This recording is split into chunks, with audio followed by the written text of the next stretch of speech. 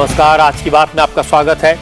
आज प्रधानमंत्री नरेंद्र मोदी ने अशोक गहलोत की तारीफ करके कांग्रेस के खेमे में खलबली मचा दी।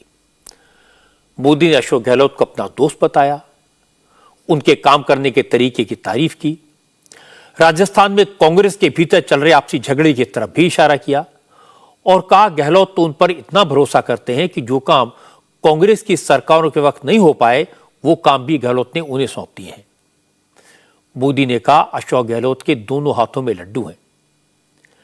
अशोक गहलोत को समझ में ही नहीं आया कि वो मोदी की बात पर ताली बजाएं, उन्हें थैंक यू कहें, मोदी की बातों के लड्डू खाएं या फिर इस बात की चिंता करें कि इसका कांग्रेस पार्टी के अंदर क्या असर हो सकता है। अशोक गहलोत जानते हैं मोदी की तारीफ उन्हें महंगी पड़ सकती है।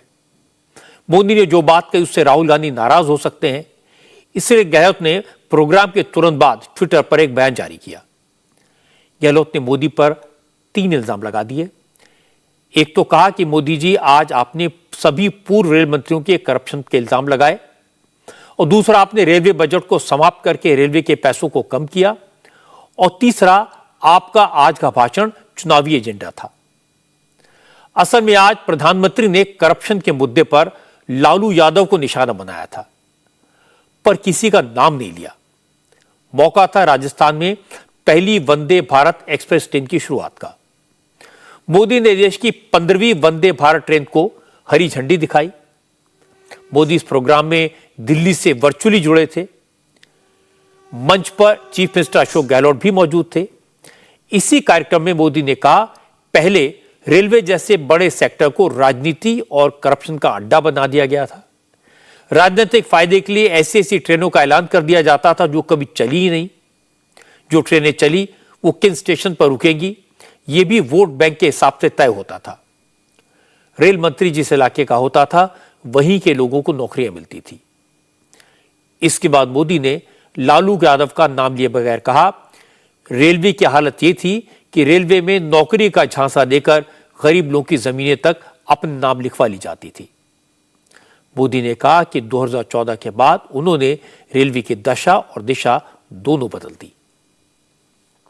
हमारा देश का दुर्भाग्य रहा कि रेलवे जैसी महत्वपूर्ण व्यवस्था जो सामान्य मानवी के जीवन का इतना बड़ा हिस्सा है उसे भी राजनीति का अखाड़ा बना दिया गया था। आजादी के बाद भी भारत को एक बड़ा रेलवे नेटवर्क मिला था, लेकिन रेलवे के आधुनिकीकरण पर हमेशा राजनीतिक स्वार्थ हावी रहा। राजनीतिक स्वार्थ को देखकर तब यह तय किया जाता था कि कौन रेल मंत्री बनेगा, कौन नहीं बनेगा। राजनीतिक स्वार्थ ही तय करता था कि कौन सी ट्रेन किस स्टेशन पर चलेगी। राजनीतिक स्वार्थ ने ही बजट में ऐसी ऐसी ट्रेनों की घोषणा करवाई जो कभी चली ही नहीं। हालत ये थी कि रेलवे की भर्तियों में राजनीति होती थी, बड़े पैमाने पर भ्रष्टाचार होता था। हालत ये थी कि गरीब लोगों की जमीन छीनकर उन्हें रेलवे में नौकरी का झांसा दिया गया। देश में मौजूद हजारों मानव रहित क्रॉसिंग को भी अपने ही हाल पर छोड़ दिया गया था। रेलवे की सुरक्षा, रेलवे की स्वच्छता, रेलवे प्लेटफॉर्म की स्वच्छता, सब कुछ नजरअंदाज कर दिया गया था।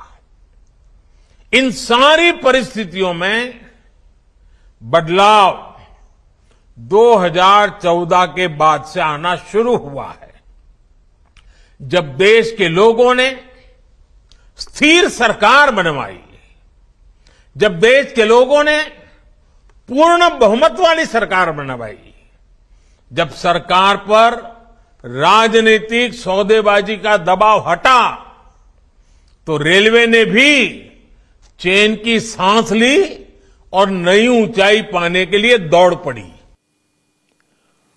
मोदी की यह बात इसलिए महत्वपूर्ण है क्योंकि कल ही लैंड फॉर जॉब स्कैम में बिहार के डिप्टी चीफ मिनिस्टर और लालू यादव के बेटे तेजस्वी यादव से ईडी ने 9 घंटे तक पूछताछ की। आज इसी केस में लालू यादव की बेटी रागिनी यादव से भी ईडी ने पूछताछ की। और जब मोदी ने लालू या उनके परिवार का नाम लिए बगैर अटैक किया, उस वक्त दिल्ली में विरोधी दलों के एक साथ लाने के मुद्दे पर नीतीश कुमार और तेजस्वी यादव राहुल गांधी से मिल रहे थे। इस मीटिंग के बारे में आपको डिटेल में बताऊंगा, लेकिन पहले यह बता दूं कि इसी प्रोग्राम में मोदी ने आज एक पॉलिटिकल खेल भी कर दिया। मंच पर बैठे राजस्थान के चीफ मिनिस्टर अशोक गहलोत की तारीफ अशोक गहलोत के लिए परेशानी का सबब बन गई।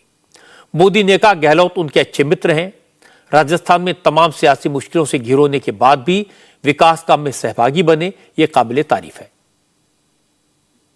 गहलोत जी का विशेष रूप से मैं आभार व्यक्त करता हूं कि इन दिनों वो राजनीतिक आपाधापी में उनका अनेक संकटों से वो गुजर रहे हैं, उसके बावजूद भी विकास के काम के लिए समय निकाल करके आए, रेलवे कार्यक्रम में हिस्सा लिया। ये मैं उनका स्वागत भी करता हूं, अभिनंदन भी करता हूं। और मैं गहलोत जी को कहना चाहता हूं, गहलोत जी आपके तो 2-2 हाथ में लड्डू है। आपके रेल मंत्री राजस्थान के हैं और रेलवे बोर्ड के चेयरमैन भी राजस्थान के हैं, तो आपको तो 2-2 हाथ में लड्डू है। और दूसरा, जो काम आजादी के तुरंत बाद होना चाहिए था, अब तक नहीं हो पाया, लेकिन आपका मुझ पर इतना भरोसा है कि आज वो काम भी आपने मेरे सामने रखे हैं। आपका ये विश्वास, यही मेरी मित्रता की अच्छी ताकत है। और एक मित्र के नाते आप जो भरोसा रखते हैं, इसके लिए मैं आपका बहुत आभार व्यक्त करता हूं। अब मोदी ने अशोक गहलोत की तारीफ की तो गहलोत को छोड़कर मंच पर बैठे सभी लोगों ने ताली बजाई। गहलोत ने कोई रिएक्शन नहीं दिया, लेकिन जैसे ही कार्यक्रम खत्म हुआ, कुछ ही मिनटों बाद अशोक गहलोत ने ट्विटर पर एक बयान जारी किया।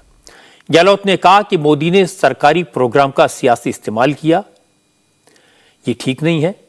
हालांकि मोदी की तरफ से मिली तारीफ पर गहलोत खामोश रहे, लेकिन उन्होंने कहा कि रेलवे में 2014 के पहले कुछ नहीं हुआ, इससे पहले भ्रष्टाचार ही होता था। इस तरह की बातें कहकर मोदी ने 2014 से पहले के सभी रेल मंत्रियों का अपमान किया है। अपने बयान में गहलोत ने 2014 से पहले के देश के सभी रेल मंत्रियों के नाम लिखे। गहलोत ने कहा कि मोदी का भाषण बीजेपी का एजेंडा है, जो राजस्थान के असेंबली और अगले लोकसभा इलेक्शन को देखते हुए दिया गया। हैरानी की बात है कि मोदी ने लालू यादव के लैंड फॉर जॉब स्कैम की बात तो साफ साफ की थी, लेकिन गहलोत ने अपने बयान में रेल मंत्रियों की लिस्ट में सिर्फ लालू यादव का नाम नहीं लिखा। थोड़ी देर के बाद अशोक गहलोत की प्रेस कॉन्फ्रेंस हुई। उन्होंने न मोदी के भाषण पर बात की, न लालू पर मोदी के हमले की बात की। जब उनसे पूछा गया आपने रेल मंत्रियों की लिस्ट में लालू का नाम क्यों नहीं लिखा, भूल से छूटा या जानबूझकर नहीं लिखा, इस पर अशोक गहलोत ने कहा इस मामले में जो कहना था बयान में कह दिया, उस बयान में सबके नाम है। सर, आपने अभी ट्वीट की बात की, उसमें लालू प्रसाद यादव रेल मंत्री का नाम नहीं है इस ट्वीट में। नहीं, ट्वीट किया मैंने प्रधानमंत्री जी को लेके किया। नहीं, लालू प्रसाद यादव भी रेल मंत्री रहे हैं सर, पूर्व। उसमें आप पढ़ लीजिए, उसमें सब बात आ जाएगी। आज अशोक गहलोत ने जिन रेल मंत्रियों के नाम ने बयान में लिखे, उनके नाम मोदी ने नहीं लिए थे, और जिन लालू यादव पर भ्रष्टाचार के आरोपों का मोदी ने जिक्र किया, उनका नाम गहलोत ने नहीं लिया।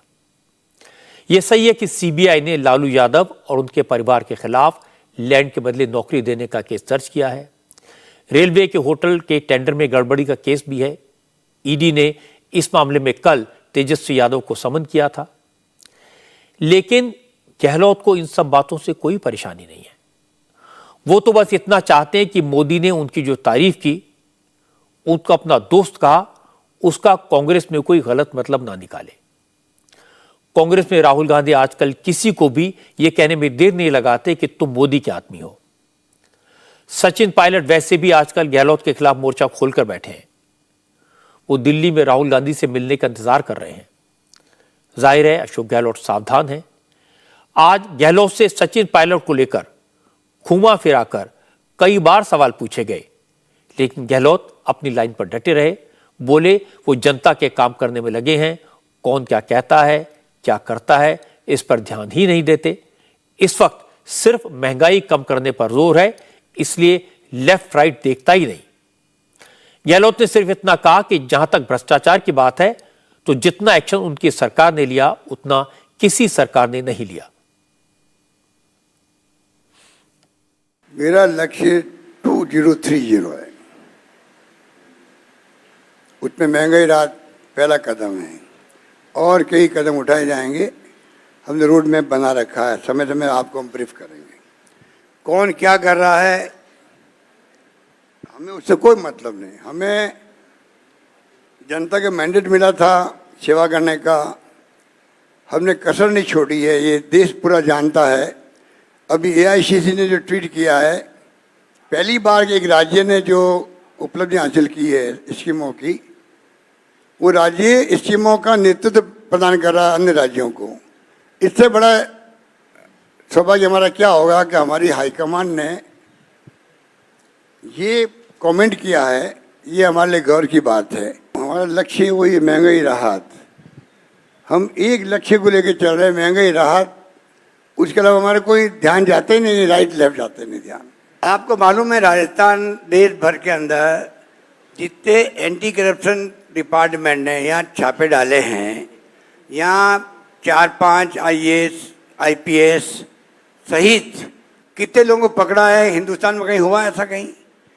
अगर आप ज़्यादा छापे डालते हो तो जो नेगेटिव सोच वाले लोग हैं वो कहेंगे यहाँ बहुत करप्शन इसलिए छापे पड़ रहे हैं। इसका मतलब छापा डालो ही मत, आप तो करप्शन ही नहीं यहाँ पर, इसका मतलब। इसलिए ये सोच गलत है। सचिन पायलट के बारे में गहलोत भले ही कुछ न बोले, लेकिन इस मामले की चर्चा कांग्रेस में तो है। अशोक गहलोत को अच्छी तरह पता है कि क्या होने वाला है और क्या होने वाला है। इससे संकेत आज राजस्थान कांग्रेस के प्रभारी सुखजिंदर सिंह ने दिए। सुखजिंदर सिंह रंधावा आज दिल्ली में थे। असल में रंधावा ने कल ही सचिन पायलट के अनशन को एंटी पार्टी एक्टिविटी करार दिया था और आज भी कहा कि सचिन पायलट ने जो किया वो पार्टी के हित में नहीं था। आज सचिन पायलट भी दिल्ली में थे, लेकिन रंधावा ने उनसे मुलाकात नहीं की। हालांकि आज सुबह ही सुखजिंदर सिंह रंधावा ने कांग्रेस अध्यक्ष मल्लिकार्जुन खड़गे से मिलकर राजस्थान की पॉलिटिकल डेवलपमेंट की जानकारी उन्हें दी। उसी वक्त तय हुआ कि कल 10:30 बजे फिर मीटिंग होगी और रंधावा इस मामले की रिपोर्ट बनाकर खड़गे को सौंपेंगे। इसके बाद खड़गे राजस्थान के नेताओं से बात करेंगे। अशोक गहलोत को भी बुलाया जा सकता है, सचिन पायलट को भी अपनी बात रखने का मौका मिल सकता है। फिर सोनिया गांधी और राहुल गांधी से सलाह करके फैसला किया जाएगा। दावा तो किया जा रहा है कि सचिन पायलट के खिलाफ एक्शन पर फैसला 18 अप्रैल के बाद हो सकता है। आज सुखजिंदर सिंह रंधावा ने कहा कि सचिन पायलट ने जो किया वो ठीक नहीं था, मामला गंभीर है। सवाल यह है कि इस तरह के मामले तो पहले भी हो चुके हैं। ये सारा प्रोसेस उस वक्त भी हुआ था जब सचिन पायलट ने गहलोत की सरकार गिराने की कोशिश की थी। उस वक्त गहलोत के सपोर्टर्स को शो कॉज नोटिस इशू किए गए थे, लेकिन एक्शन तो कोई नहीं हुआ।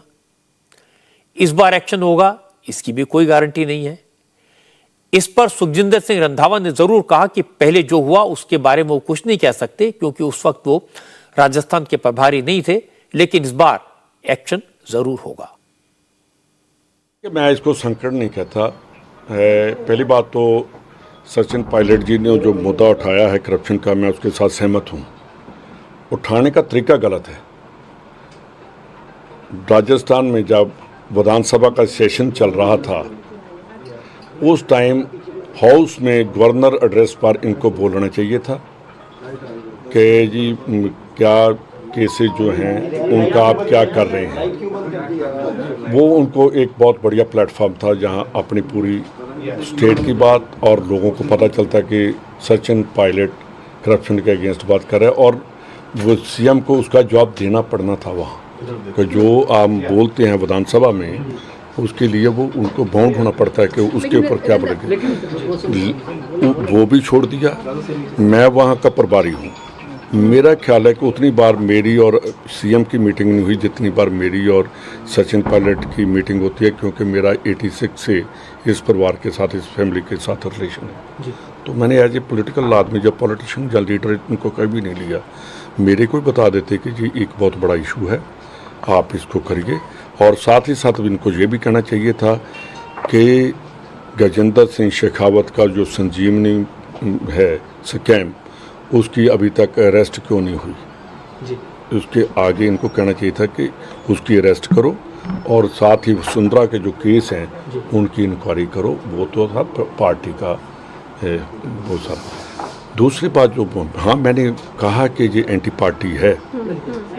जो मैंने पहले दिन इनकी इंटरव्यू जो इन्होंने प्रेस कॉन्फ्रेंस की, वहाँ मेरे को नहीं लगा कि ये प्रो पार्टी है। अब जो बातें मैंने कही हैं, अगर वैसे बात की जाती तो मैं कहता कि ये प्रो पार्टी है। तो अब बात करेंगे। आज भी मैं यहाँ हूँ, आज भी आधा घंटा बात हुई है, कल फिर करेंगे।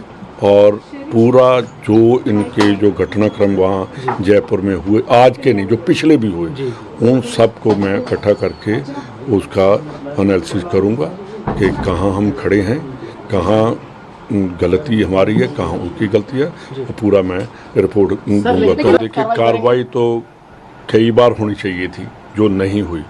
अब वैसा नहीं होगा, अब कार्रवाई होगी। अब दो बातें नोट करने वाली हैं। एक, सुखजिंदर सिंह रंधावा ने एग्जैक्टली वही बात कही है जो कल राजस्थान बीजेपी के बड़े नेता राजेंद्र राठौर ने कही थी। सचिन पायलट अगर करप्शन का इशू उठाना चाहते थे तो असेंबली में क्यों नहीं उठाया? जब डिप्टी चीफ मिनिस्टर थे तब क्यों नहीं उठाया? यही बात रंधावा ने कही और क्लियर कर दिया कि वो सचिन पायलट को एंटी पार्टी एक्टिविटी का दोषी मानते हैं, इसलिए एक्शन होगा। दूसरी बात है कि सचिन पायलट प्रियंका गांधी और राहुल गांधी के भरोसेमंद हैं। राहुल की भारत जोड़ो यात्रा में कई बार पैदल चले। पिछले 2.5 साल में राहुल ने उन्हें कई बार भरोसा दिलाया कि तुम्हारा टाइम आएगा, जल्दी आएगा। लेकिन आज सचिन पायलट को प्रियंका गांधी ने और राहुल गांधी ने मिलने का वक्त नहीं दिया। इसलिए लग रहा है कि अशोक गहलोत सचिन पायलट पर भारी पड़ सकते हैं। और यह बात सही कि राजस्थान में चुनाव का वक्त है, इसलिए कोई भी फैसला लेने से पहले कांग्रेस हाईकमान को कई बार सोचना पड़ेगा। लेकिन लगता है कि अशोक गहलोत ये समझाने में कामयाब हो गए हैं, अगर एक्शन लेना है तो अभी लो, क्योंकि सचिन पायलट चुनाव से पहले मुश्किलात खड़ी करेंगे। सचिन को पता नहीं उनका टाइम कब आएगा, आएगा भी या नहीं आएगा। लेकिन राजनीति में एग्रेशन से ज्यादा अनुभव का महत्व होता है, और अशोक गहलोत ने दिखा दिया कि कई बार बोलने से ज्यादा ताकत चुप रहने में होती है। कांग्रेस राजस्थान में अपनी पार्टी के नेताओं को एकजुट रखने में नाकाम हो रही है, और दूसरी तरफ अगले लोकसभा इलेक्शन के लिए विरोधी दलों को एकजुट करने की कोशिश में लगी है। आज दिल्ली में नीतीश कुमार अपनी पार्टी के नेताओं के साथ कांग्रेस के नेताओं से मिलने पहुंचे। मल्लिकार्जुन खड़गे के घर पर मीटिंग हुई। मीटिंग में नीतीश और मल्लिकार्जुन के अलावा राहुल गांधी, बिहार के deputy chief minister Tejashwi Yadav भी मौजूद थे। इस मीटिंग में जेडीयू के अध्यक्ष ललन सिंह, आरजेडी के एमपी मनोज झा, बिहार कांग्रेस के अध्यक्ष अखिलेश प्रसाद सिंह और सलमान खुर्शीद को भी बुलाया गया था। एजेंडा था मोदी के खिलाफ विरोधी दलों को एकजुट करने का। करीब 1 घंटे तक बात हुई। मीटिंग के बाद सभी नेता बाहर निकले, फोटो सेशन हुआ, मीडिया से मुखातिब हुए। सबने एक ही बात कही, अगला चुनाव सभी विरोधी दलों को एक साथ मिलकर लड़ना चाहिए। इस पर सब सहमत हैं। फिर सवाल हुआ, सहमति तो बन गई, लेकिन इस एंटी मोर्चे का कन्वीनर कौन होगा, किस पार्टी से कौन बात करेगा, सीटों के बंटवारे का फॉर्मूला क्या होगा? इसका जवाब किसी के पास नहीं था। नीतीश कुमार ने कहा, आज की मीटिंग में यह फाइनल हो गया कि सब लोग मिलकर आगे बढ़ेंगे और इसमें अभी कई पार्टियों का साथ मिलेगा।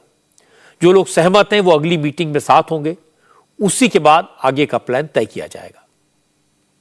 अधिक से अधिक पार्टियों को पूरे देश में एकजुट करने का प्रयास करें, और उसके लिए हम लोग अपना कोशिश करेंगे। सब लोग एग्री करेंगे, वो सब लोग बैठेंगे और एक साथ हम लोग आगे का काम करेंगे, मिल करके चलेंगे। ये बात तय हो गई है और इन सब चीज़ों को लेकर के ये भी कई लोगों से बातचीत हुई है, हम लोगों की बात हुई। हम लोग फिर एक बार आज जो बात हो गई है, अंतिम तौर पर बात हो गई है, अब उसी के आधार पर फिर हम लोग कर लेंगे और जितने लोग एग्री करेंगे उस सब लोगों को फिर हम लोग बैठ करके आपस में आगे का निर्णय तय करेंगे। अभी कितने विपक्षी पार्टी एक साथ एक मंच पे मत समझिए, अभी कितने आप जिस दिन बैठेंगे ना एक साथ, उस दिन जानिएगा बहुत ज्यादा लोग इकट्ठा होंगे। हालांकि कांग्रेस, जेडीयू और आरजेडी पहले से ही एक साथ हैं, बिहार में मिलकर सरकार चला रहे हैं, लेकिन कांग्रेस अध्यक्ष मल्लिकार्जुन खड़गे ने आज की मीटिंग को ऐतिहासिक बताया। खड़गे ने कहा, सबसे बड़ी कोशिश यह है कि आगे जो भी चुनाव आएंगे उसमें पूरे विपक्ष को एकजुट दिखना भी है और एकजुट होकर लड़ना भी है। हम यहाँ पर एक ऐसी ऐतिहासिक मीटिंग की और बहुत सी चीज़ें हम चर्चे में लाए और एक हम सभी ने मिलकर तय किया कि सभी पार्टियों को एकजुट करना और एक होकर आगे जो चुनाव आएंगे उस चुनाव में एकजुट दिखाकर लड़ना।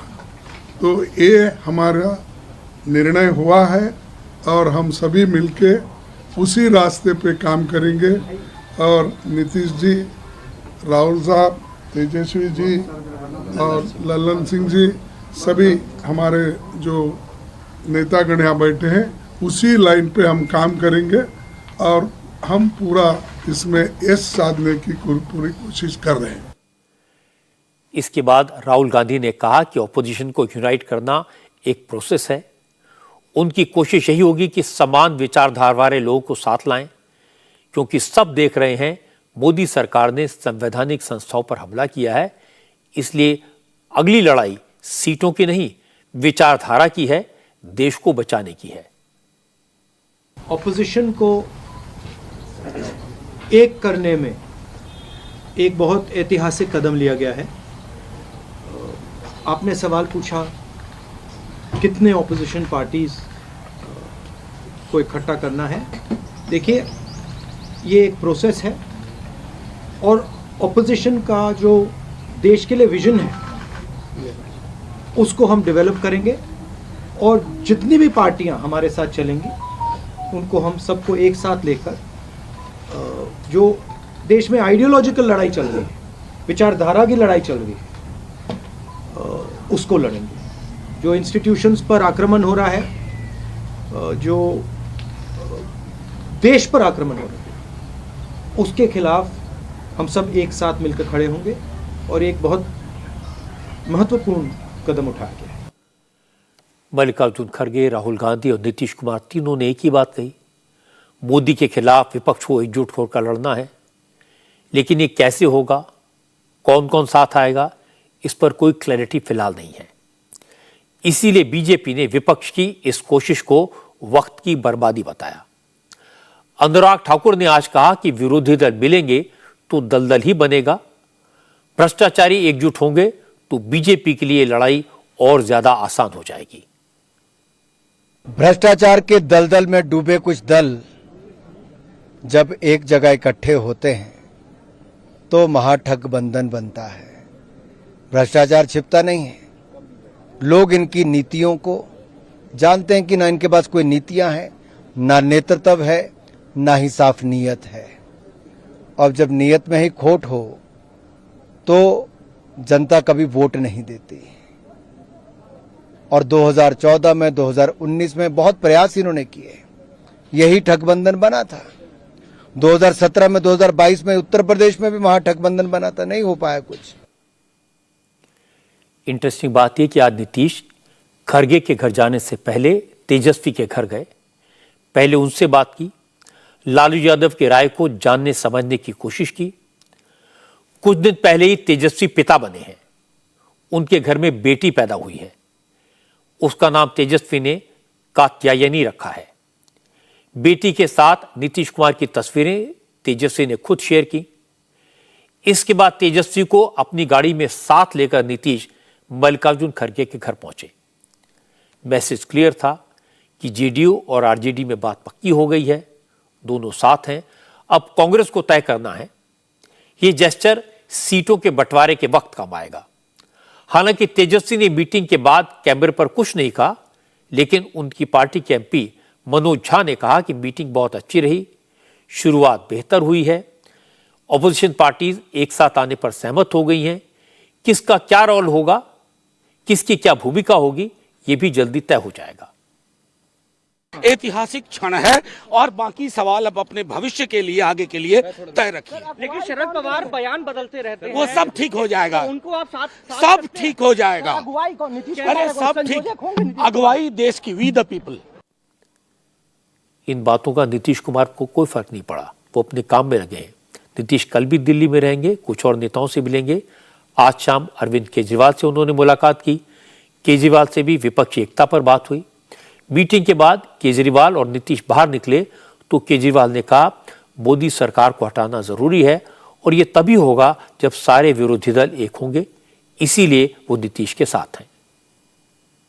इस वक्त देश बहुत मुश्किल दौर से गुजर रहा है और जैसे मैंने कई बार बोला है कि शायद आज़ादी के बाद की सबसे भ्रष्ट सरकार आज देश के अंदर है और एक आम आदमी के लिए अपने घर का खर्चा चलाना मुश्किल हो रहा है। इसलिए बहुत ज़रूरी है कि सभी विपक्ष और सारा देश एक साथ आके इकट्ठा होके और केंद्र के अंदर सरकार बदले और ऐसी सरकार आनी चाहिए जो कि इस देश को विकास दे सके और इस देश के लोगों को उनकी समस्याओं से मुक्ति दे सके।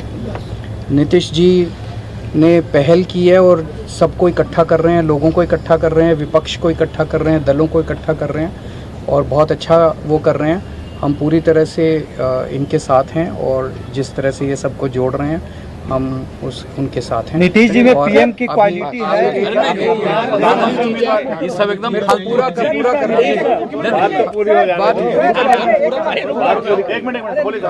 अभी आप लोगों के मन में ढेर सारे प्रश्न होंगे, उन प्रश्नों के जवाब एक शाम की मुलाकात में नहीं दिए जा सकते।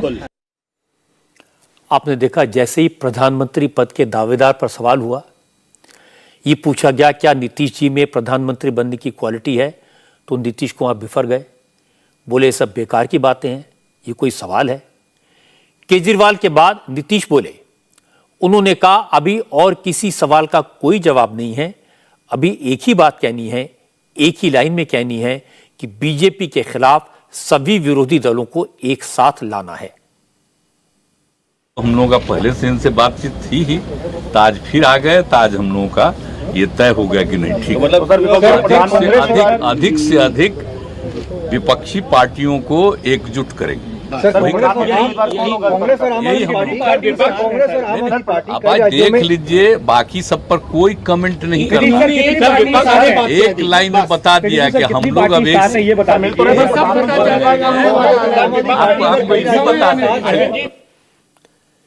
लेकिन नीतीश की कोशिशों पर सुशील मोदी बोले।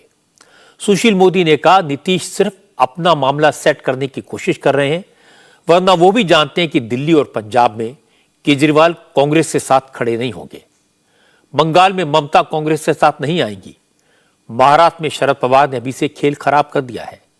तेलंगाना में केसीआर कांग्रेस को पैर क्यों जमाने देंगे।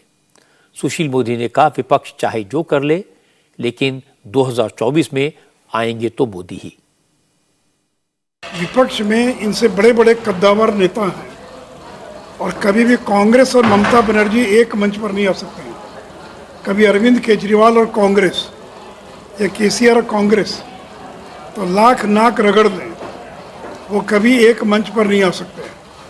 अभी देखा अडानी के मुद्दे पर शरद पवार ने दूसरा स्टैंड ले लिया। अरविंद केजरीवाल ने जब नरेंद्र मोदी की डिग्री का मामला उठाया तो शरद पवार की पार्टी ने उसे अपना किनारा कर लिया। तो इसलिए देखिए नरेंद्र मोदी की जो लोकप्रियता है वो अपनी चरम पर है और इसलिए केवल हाथ उठा देने से जनता एकजुट नहीं होती है।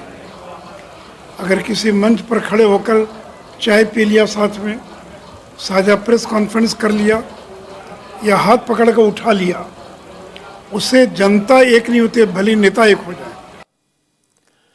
सुशील मोदी की बात तो सही नहीं है कि विरोधी विचारधारा वाले एक साथ नहीं आ सकते। बिहार में जेडीयू और आरजेडी, लालू यादव और नीतीश कुमार एक साथ आए, इसकी उम्मीद सुशील मोदी को नहीं थी। महाराष्ट्र में कांग्रेस, शिवसेना और एनसीपी साथ आए, इसकी उम्मीद भी किसी को नहीं थी। आज संजय राउत ने कहा कि महाराष्ट्र में शिवसेना, कांग्रेस और एनसीपी एक हैं और एक रहेंगे। ये फेविकोल का जोड़ है, टूटेगा नहीं। संजय राउत ने कहा कि पूरे देश में मोदी के खिलाफ मोर्चा बनाने की जो कोशिश शुरू हुई है वो जरूर कामयाब होगी। हम सब एक साथ हैं और रहेंगे। अच्छी बात है। मैं स्वागत करता हूं नीतीश बाबू का, तेजस्वी जी का, कि आप दिल्ली में आकर खड़गे साहब हो या राहुल जी हो, उनसे बात आपकी चर्चा शुरू हो गई है। ये अच्छी बात है, विपक्ष के लिए एक अच्छा शकुन है, पॉजिटिव थिंग है। तो हम मानते हैं पूरे देश का विपक्ष एक हो जाए। कांग्रेस, एनसीपी और शिवसेना का महाराष्ट्र का गठबंधन ये फेविकल का जोड़ है, ये न टूटेगा न झुकेगा। विरोधी दलों की एकता की बात सुनने में जितनी पक्की लगती है, असलियत में उतनी ही कच्ची है। ये सही है, ये सारे नेता आजकल ईडी और सीबीआई के सताए हुए हैं, परेशान हैं। इस बात पर विपक्ष की एकता दिखाई भी दी थी। इन एजेंसियों को नेताओं के खिलाफ एक्शन लेने से रोकने के लिए 14 पार्टियां एक साथ आई थी, पर सुप्रीम कोर्ट ने उन्हें बैरंग वापस लौटा दिया। हमने देखा अडानी को लेकर जेपीसी की मांग पर भी ऑपोजिशन यूनिटी नजर आई थी। पार्लियामेंट में सब इकट्ठे थे, लेकिन पिछले हफ्ते शरद पवार ने इसमें पलीता लगा दिया। महाराष्ट्र में तो वैसे भी सावरकर के सवाल पर राहुल गांधी के विचारों से न शरद पवार सहमत हैं न उद्धव ठाकरे। आजकल वैसे भी महाविकास अघाड़ी में दरार नजर आने लगी है।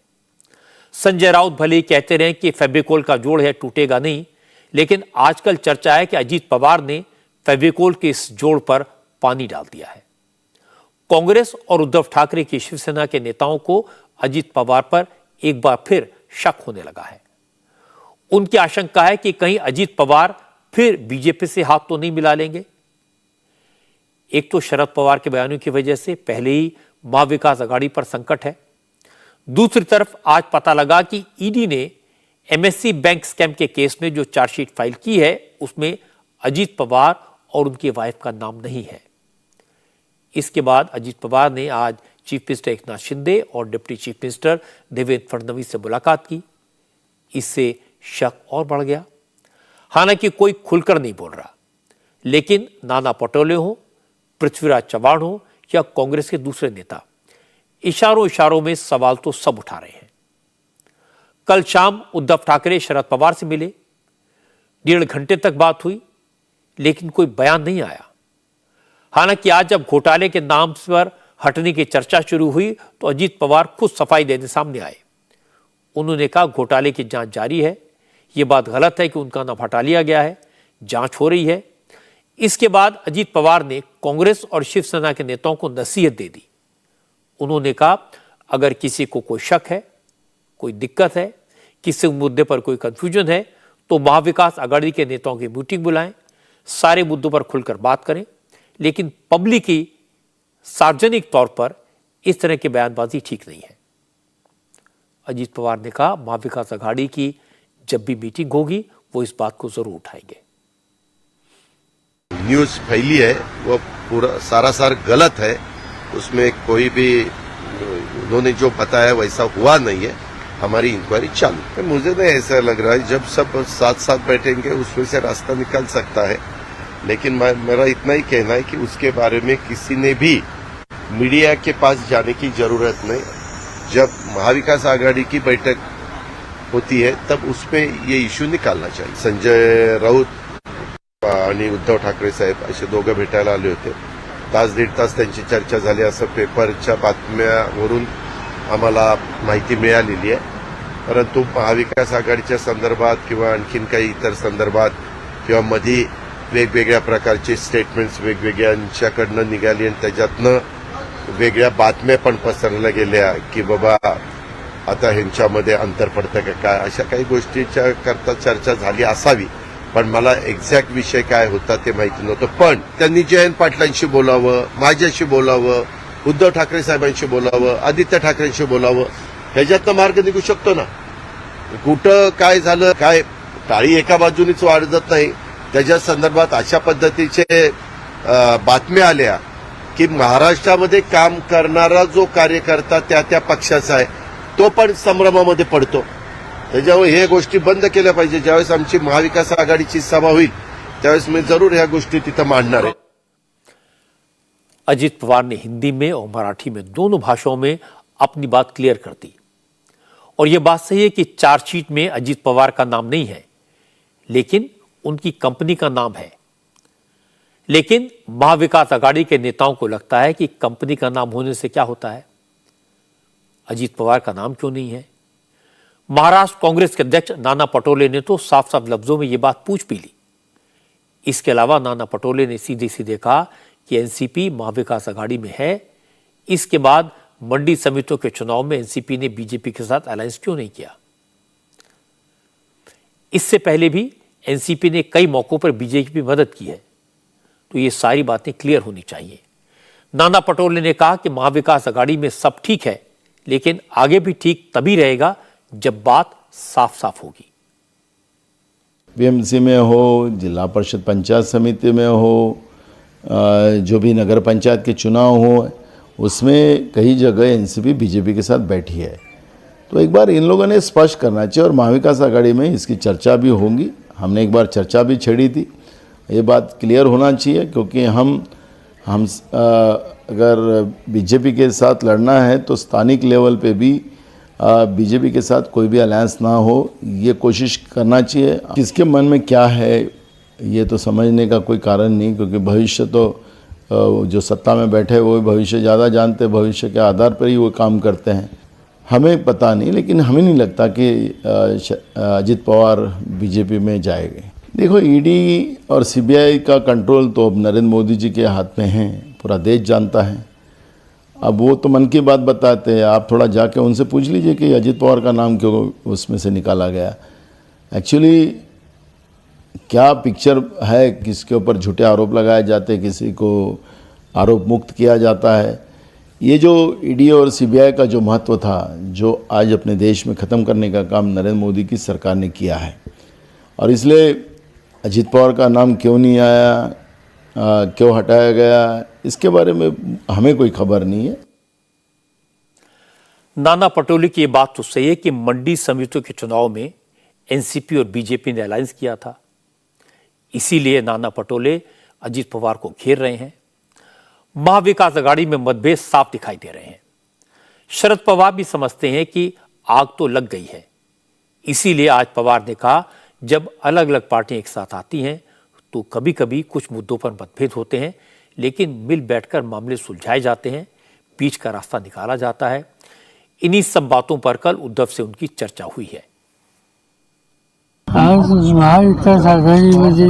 महाविकास आघाड़ी में जो सभी पार्टियां हैं, सभी को एक साथ आकर एक विचार पर काम करना चाहिए. इसी मत पर मेरी उद्धव ठाकरे से चर्चा हुई और उसी के अनुसार जो भी कार्यक्रम होंगे उस कार्यक्रम में सभी पक्ष शामिल हों, ऐसी बात रखी गई. जब शरद पवार का बयान आ गया तो उद्धव ठाकरे की तरफ से संजय राउत बोले. संजय राउत ने कहा, उद्धव ठाकरे और शरद पवार की मुलाकात में यह तय हुआ है कि एमवीए की तीनों पार्टियां चुनाव में साथ रहेंगी. अजित पवार का नाम ईडी चार्जशीट में न होने के मुद्दे पर संजय राउत ने कहा, इससे यह प्रूव हो गया कि केंद्र सरकार ईडी सीबीआई का दुरुपयोग कर रही है और पवार निर्दोष हैं. कल उद्धव ठाकरे साहब आदरणीय शरद पवार साहब से उनके घर जाकर मिले हैं. लगभग 1.5 घंटा तक चर्चा हुई, बैठक हुई. जो भी बातें हैं महाविकास आघाड़ी के भविष्य के बारे में, महाविकास आघाड़ी का जो आगे का रास्ता है महाराष्ट्र में, उसके बारे में, खास करके भारतीय जनता पार्टी दिल्ली और महाराष्ट्र में जिस तरह से अपोजिशन के विधायक या नेताओं को ब्लैकमेल कर रही है, ब्लैकमेल ईडी और सीबीआई का दबाव डालकर, उस बारे में भी चर्चा हो गई। और हमने ये तय किया है कि किसी भी हालत में कितना भी दबाव हो, कितनी भी दहशत हो, हम सब एक साथ रहेंगे और चुनाव में एक साथ आगे जाएंगे। उसका मतलब ये है कि आप लोग ईडी और सीबीआई का दुरुपयोग कर रहे हैं। आपने उनके ऊपर रेड्स किए, उनकी फैमिली के ऊपर रेड्स किए, उनका जो शुगर फैक्ट्री है जरंडेश्वर उसके ऊपर रेड्स किए, प्रॉपर्टी अटैच की। और जब चार्जशीट का मामला आया तो उनका नाम ही नहीं है। ये क्या है? उसका मतलब आप दबाव की राजनीति ईडी और सीबीआई के माध्यम से कर रहे हैं। असल में हकीकत तो है कि महाराष्ट्र में उद्धव ठाकरे को कांग्रेस पर भरोसा नहीं है और कांग्रेस को शरद पवार पर यकीन नहीं है और शरद पवार को इन दोनों पर यकीन नहीं है। शरद पवार को अजीत पवार पर भी भरोसा नहीं है। सब एक दूसरे पर शक करते हैं क्योंकि बात सबको पता है कि महाविकास आघाड़ी की सरकार बनने से पहले अजीत पवार ने रातों रात देवेंद्र फडणवीस के साथ मिलकर सरकार बना ली थी और आज तक ये रहस्य किसी को पता नहीं चला कि उस वक्त अजीत पवार को शरद पवार का सपोर्ट था या नहीं। अब शरद पवार ने वीर सावरकर के मुद्दे पर और फिर जेपीसी के इशू पर कांग्रेस के स्टैंड के खिलाफ बयान दिया। अब एमएससी बैंक स्कैम के केस में अजीत पवार का नाम चार्जशीट में नहीं आया तो आशंकाएं और बढ़ गईं और जब भरोसा नहीं होता तो साथ बहुत लंबा नहीं चल सकता। देश में सियासत पर चर्चा हो रही है लेकिन उत्तर प्रदेश में इस वक्त सिर्फ माफिया डॉन अतीक अहमद का डर, उनका कांपना दिखाई दे रहा है। आज अतीक अहमद को सुरक्षित प्रयागराज पहुंचा दिया गया लेकिन रास्ते में जहां जहां गाड़ी रुकी, जहां जहां मौका मिला, अतीक ने रहम की भीख मांगी। कहा बाबा जी ने मिट्टी में तो मिला दिया, माफियागिरी तो कब की मिट्टी में मिल गई, सब कुछ तो मिट गया, अब तो लड़ाई हो रही है। साबरमती जेल से 1271 किलोमीटर का सफर 26 घंटे में तय करके पुलिस की गाड़ियां आज शाम जब नैनी जेल पहुंची तो अतीक अहमद की जान में जान आई।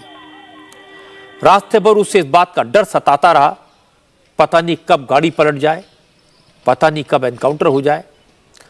अब अतीक अहमद को कल उमेश पाल के मर्डर के केस में प्रयागराज के चीफ जुडिशियल मजिस्ट्रेट की कोर्ट में पेश किया जाएगा।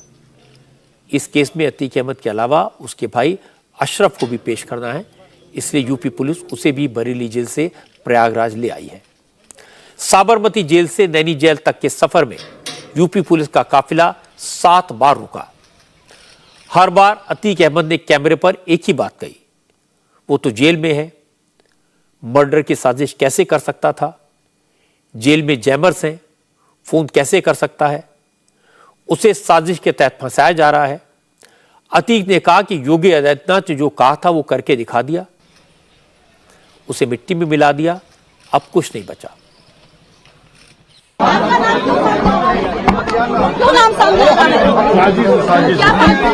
साजिश है विरोधियों की क्या कहना चाहिए? साबरमती जेल में मुझको बहुत परेशान किया जा रहा है, त्रास दिया जा रहा है। कोई फोन हमने वहाँ से नहीं किया, वहाँ जैमर लगे हुए हैं, कोई साजिश नहीं बची। 6 साल से मैं जेल में हूँ, मेरा पूरा परिवार बर्बाद हो चुका है। सरकार ने कहा मट्टी में मिला देंगे, तो मट्टी में तो मिल गए, अब मट्टी में मिलने के बाद रगड़े जा रहे हैं। मट्टी में तो मिल गए हैं, तो आपको डर है क्या? अब पुलिस कल कोर्ट से अतीक अहमद और उसके भाई अशरफ की कस्टडी मांगेगी। कस्टडी में लेकर दोनों से पूछताछ की जाएगी। पुलिस के पास सवाल बहुत सारे हैं। हत्या की साजिश में कौन कौन शामिल है, हथियार कहां से आए, हत्या के बाद शूटर्स कहां जाकर छुप गए, उसकी वाइफ शाइस्ता और उसका बेटा असद कहां है। लेकिन अतीक अहमद भी पुराना क्रिमिनल है, वो पुलिस के पैंतरे जानता है और उसे बचने के रास्ते भी जानता है। इसलिए हर सवाल पर उसका एक ही जवाब होगा, वो तो 6 महीने से जेल में है, वो जेल में रहकर साजिश कैसे कर सकता है। आज जब अतीक को प्रयागराज लाया जा रहा था तो उसने बार बार यही कहा। अतीक ने कहा उसे उमेश पाल की हत्या के बारे में कुछ नहीं मालूम, इस चक्कर में वो बर्बाद हो गया है, उसका परिवार खत्म हो गया है, माफियागिरी मिट्टी में मिल गई।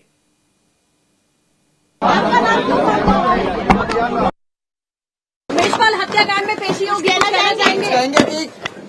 आप सबका बहुत बहुत शुक्रिया। और यूपी आपका परिवार कहाँ पर आ रहे हैं? आपको जान का लग रहा है क्या? आपको डर लग रहा है? कोई डर लग रहा है आपको? हमारा परिवार पूरी तरह से बर्बाद हो गया। और एक सवाल कोई कर रहा था कि माफियागिरी की समाप्ति माफियागिरी की समाप्ति पहले ही हो चुकी थी, अब तो खाली रगड़ा जा रहा है। उमेश पाल को लेकर क्या कहेंगे? उमेश पाल हत्याकांड को लेकर? अरे मैं जेल में था, मैं क्या जानूं भाई। जेल से साजिश रची गई थी आपके द्वारा, कह रहे हैं ना। तो हम भी तो कह रहे हैं कि हम जेल में थे, जेल से क्या। डर लग रहा है, डर लग रहा है। आपका बेटा कहाँ है? मुझे जानकारी नहीं। अतीक अहमद के भाई अशरफ को भी पुलिस नैनी जेल लेकर आई है। अशरफ भी डरा हुआ था। रास्ते में अचानक गाड़ी रुक गई तो अशरफ के माथे पर पसीना आ गया। असल में अशरफ को लेकर जा रही प्रिजन वैन का इंजन बंद हो गया। उसके बाद गाड़ी काफी देर तक स्टार्ट नहीं हुई। आखिरकार पुलिस वालों ने आसपास के लोगों को इकट्ठा किया, गाड़ी को धक्का लगाकर स्टार्ट किया गया, तब जाकर काफिला आगे बढ़ा। लेकिन काफिला जब तक रुका रहा तब तक अशरफ टेंशन में था। अशरफ ने कहा उसे नहीं मालूम आगे क्या होगा। रिमांड पर लिया जाएगा पुलिस के द्वारा, आपका पूछताछ होगी उमेश पाल हत्याकांड में। मुझे नहीं पता क्या होना है कानूनी।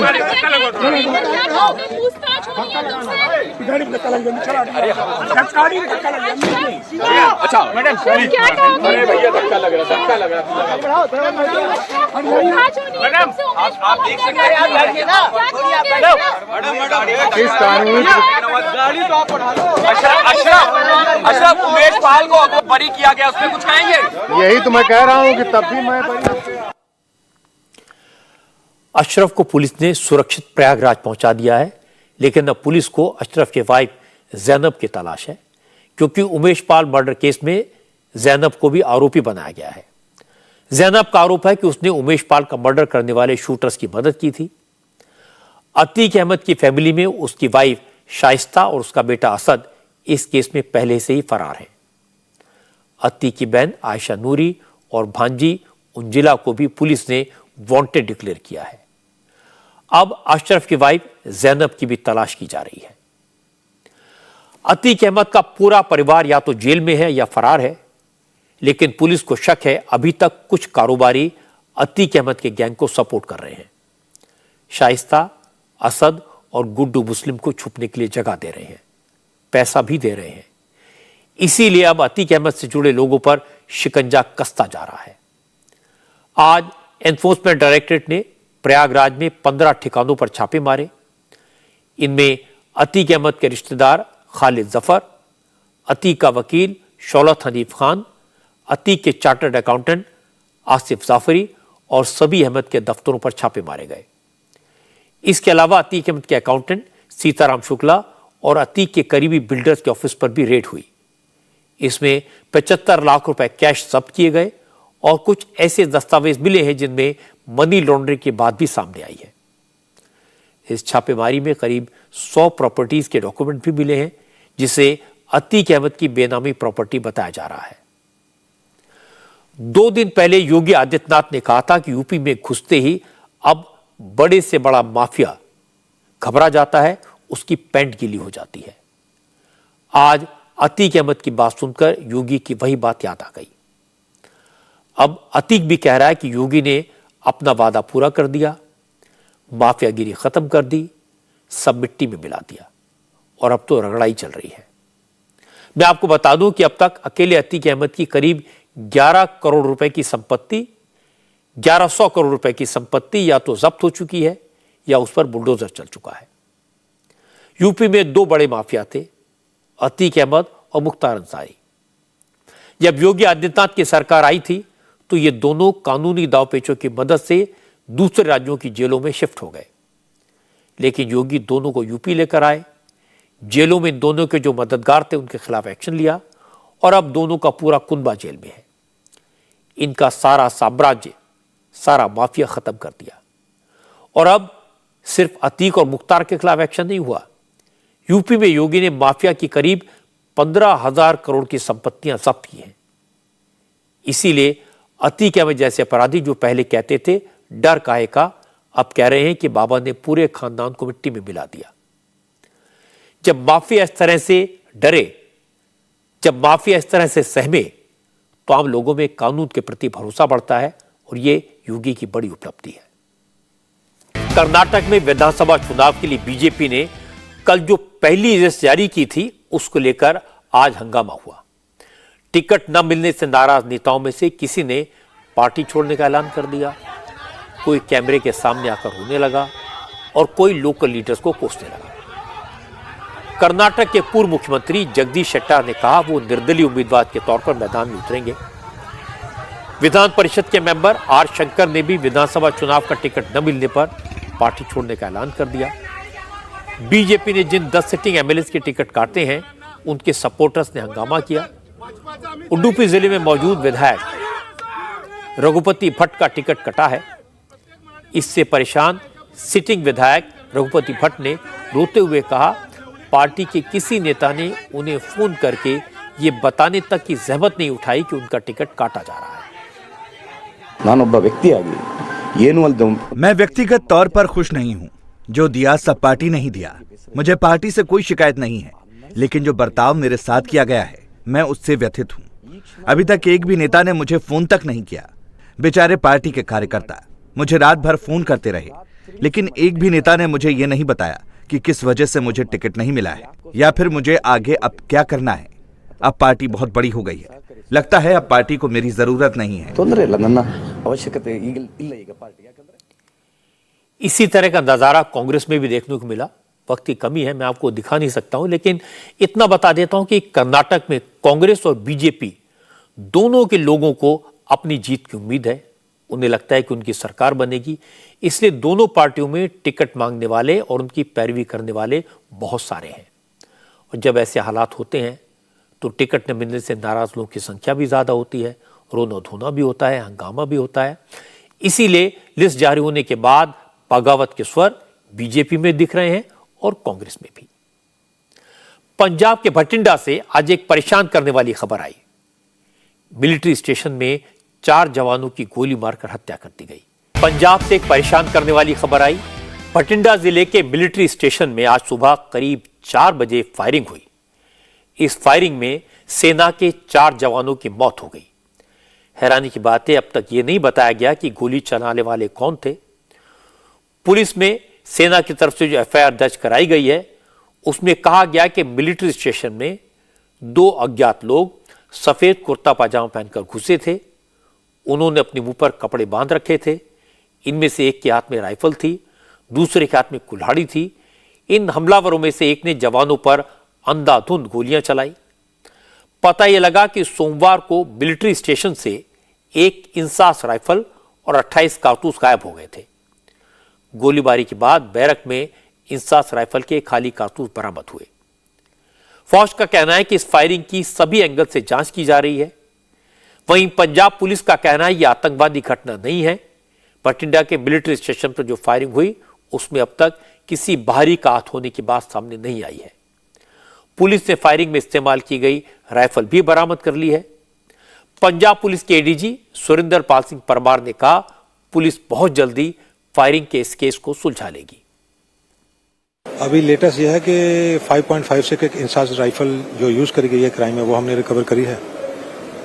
तो उसके बाद अभी इन्वेस्टिगेशन चल रही है। हमारे फोरेंसिक एक्सपर्ट्स जो हैं, जो ट्रैकर डॉग्स हैं, we have pressed all the resources over there to track down who has done this. जो इंसास राइफल जो गुम हुई थी 2 दिन पहले, क्या उसी का इस्तेमाल हुआ इसमें? बिल्कुल वही राइफल यूज करी है, तो वही हमने रिकवर भी कर लिया।